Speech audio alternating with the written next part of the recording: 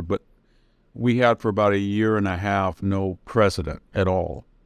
And I think we're getting to that point where Dr. Jill Biden serves as a conduit.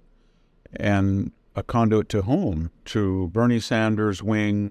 I shouldn't say wing, that is the orthodoxy of the Democratic Party. Bernie Sanders people, Elizabeth Warren, the squad, the Obamas, and they tell them these are going to be the appointments, federal judges, these are going to be the bureaucratic appointments, these are going to be the initiatives.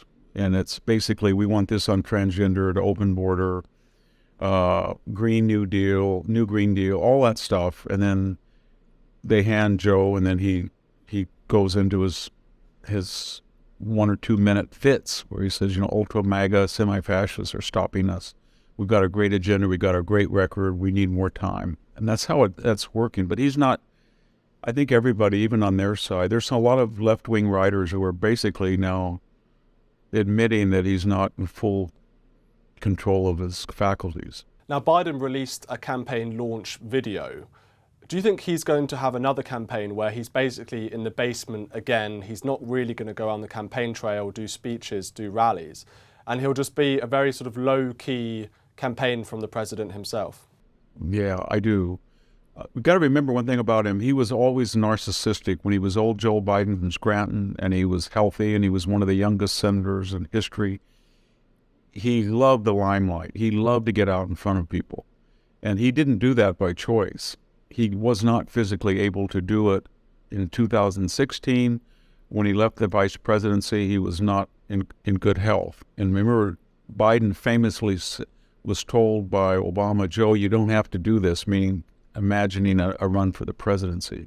And then in 2020, I guess as early as 2019, people on the Democratic stage were telling him, Cory Booker, what are you doing? Who is this guy? I mean, he was that evident failing. And then 2020, he used COVID.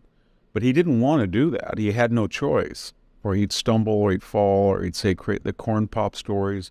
The biggest fear was that he, without the cognitive control over his emotions, he was saying things like the corn pop saga, or you eat black, or you're a junkie, that were really offensive to people. Or he was glare at young girls, or he'd breathe on their hair, or he'd say, she's a good-looking young teen.